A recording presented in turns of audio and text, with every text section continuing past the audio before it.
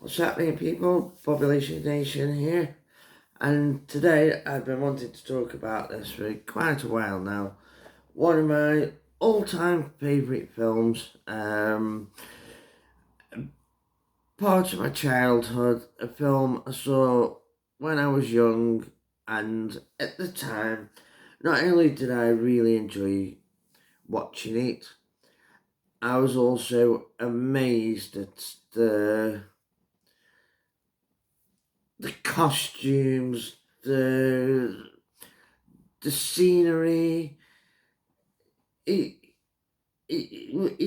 I love fantasy. I've said this many times, and watching this film transported me into a complete and utter new world, a world of fantasy and make believe.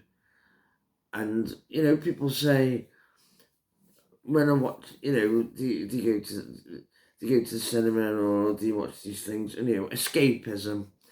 And I'm not sure exactly the runtime of the film, but whatever that runtime was, I was sat there glued to watching that screen, fascinated. Um, I just really enjoyed the story, the different characters and creatures, and how different the world was, and fantastic, absolutely brilliant. I think um, children nowadays, unfortunately, with on-demand TV and streaming, they're missing out on so much. Before, especially over here in England, we only had so many channels, so unless your parents took you to the cinema, which in my family wasn't a regular thing, we did go, but like I say, it was normally uh, Christmas was usually when all these movies would be on TV, and we get at the time the TV guide or whatever, and look through it in excitement. Oh yes, this is on, and oh I haven't seen that, and oh yes, and that. So anyway, I don't know whether I saw this at the cinema. I don't know whether it was something that we went to the video shop and rented out. Back then it was VHS videos, or it was on TV. Either way, I really enjoyed it, and to this day now, I watched it a few months ago actually.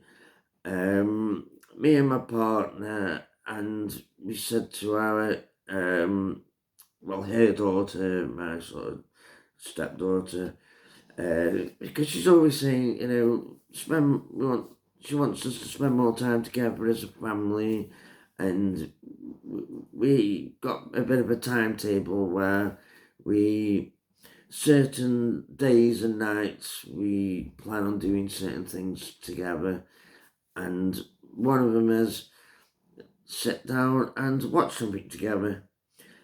Because of her age, she's always on YouTube. It used to be TikTok.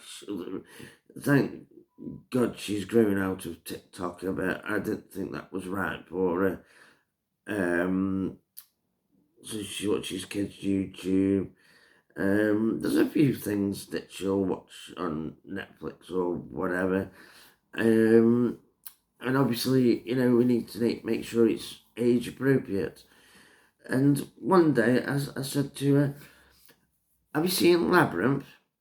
And she was like, "No, what's that?" "Oh, it's fantastic." And my partner said, "Oh, Labyrinth, yeah, it's a brilliant film. Let's tonight, let's sit down as a family and let's watch it." And we did, and I thoroughly enjoyed it. Well, we all enjoyed it, and it's one of them old films. Like I say, they don't make films like they used to. The CGI now, and it's overused. It really is overused. If they made this film Labyrinth nowadays, so much of it would have been CGI and it wouldn't be the same. Like I say, Labyrinth, it was came out 1986, starring David Bowie. Obviously, most people knew him as a singer, but he also had a bit of an acting career.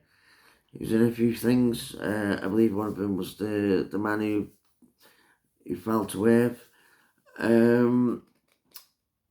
And in that, obviously, he plays the Goblin King.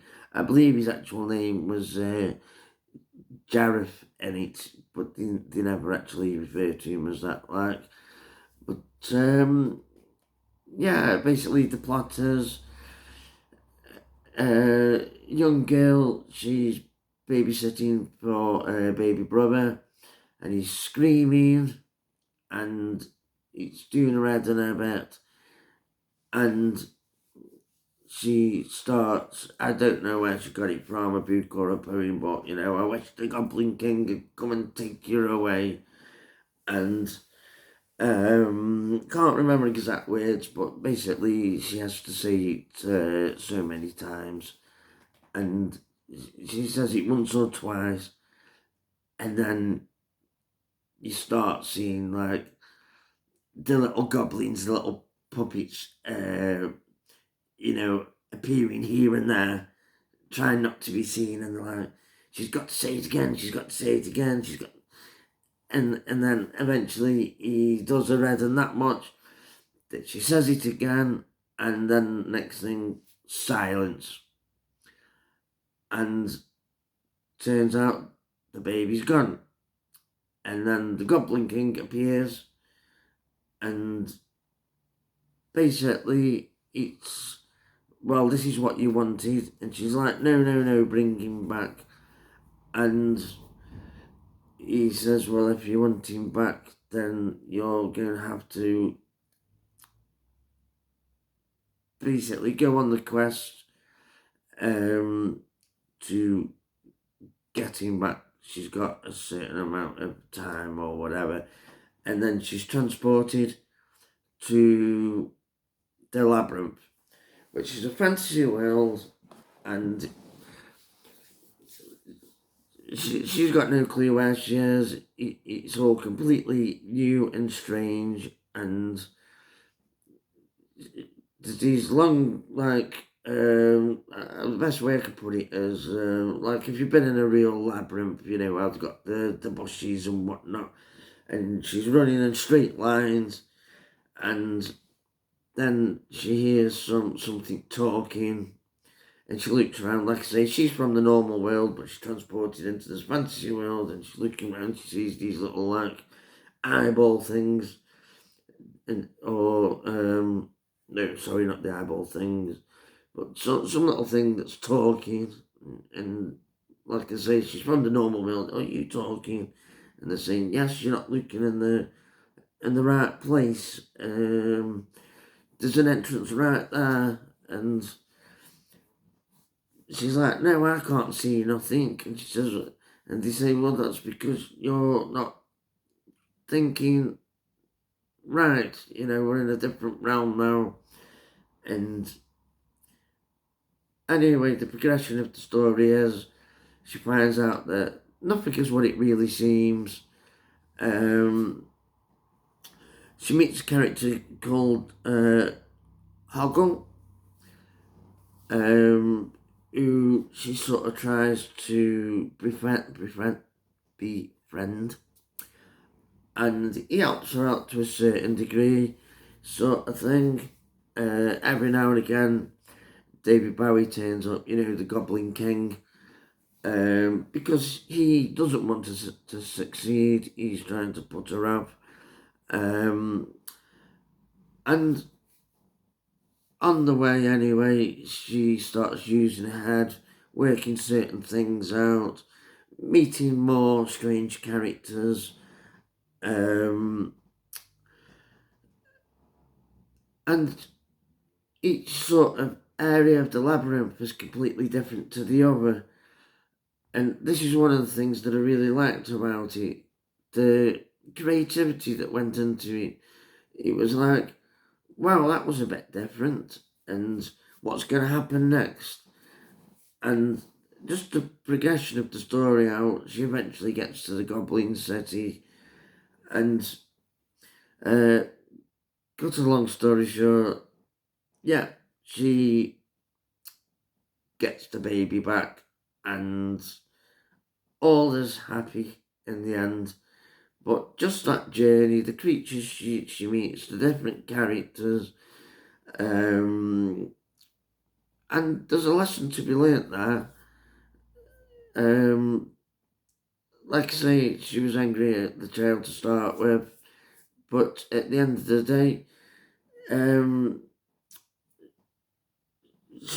love, it's a baby brother, she loves him, and she was sorry for losing her temper, and she wanted him back, and like I say, she was transported into this fantasy world where nothing was quite what it seems, but she learned to, by her good nature, get along and help people, and in return, they helped her, and she made it through. And like I say, at the end, she got a baby brother back and learnt a great lesson in the process. And I must say, as a young child, I, quite not so young then, but really enjoyed it. I I I sort of learned a bit of a lesson from it. You know, be good to people, be kind, show compassion when people need help, and as karma, it'll come back, and people will help you. But as the film goes, absolutely, I loved it. They wouldn't make films like that nowadays. The CGI, it's a Jim Henderson company.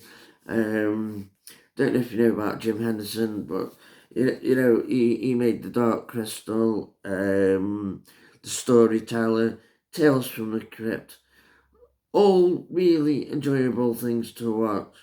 The puppeteering in it is second to none. Um, and dotted throughout the labyrinth as well.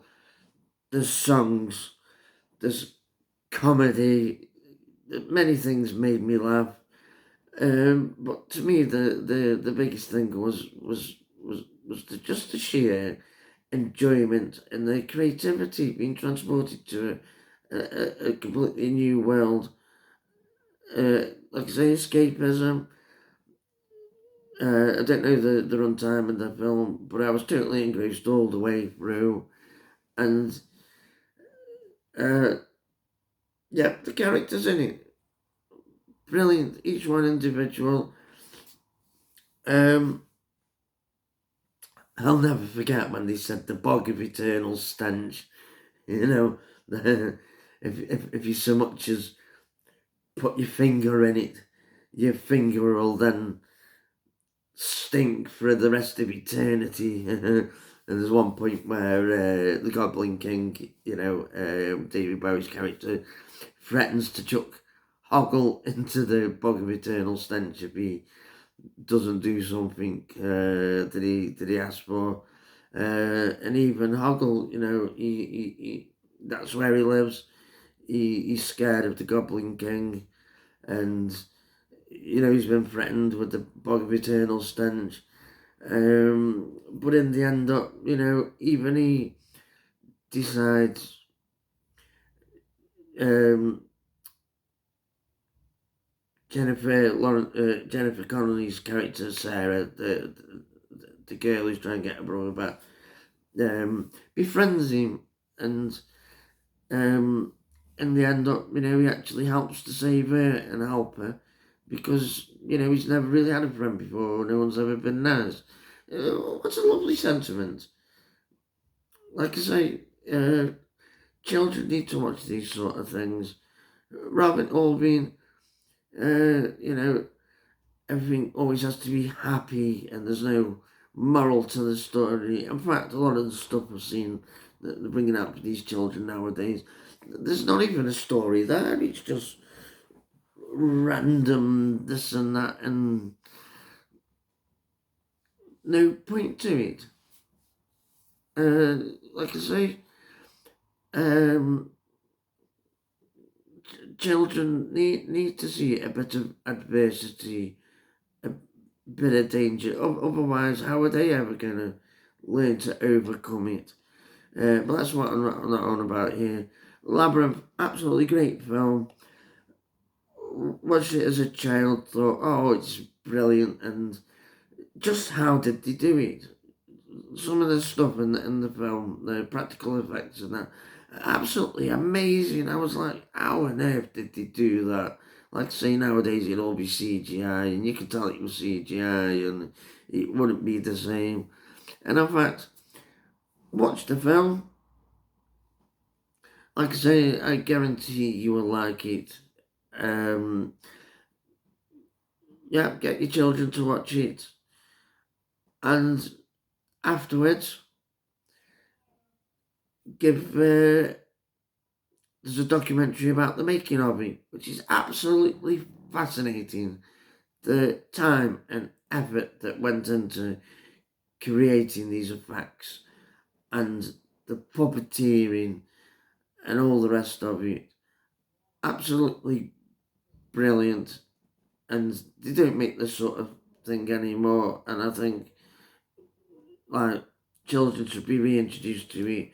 And I even think adults should go back now and look at this sort of stuff and compare it to what we're getting nowadays. Anyway, people, thanks for listening. Give us a thumbs up. Share the video if you like. I would really appreciate it. I would be so grateful if I could earn your subscription. And as always, ring that bell, ding dong, and have a great day. Thank you very much.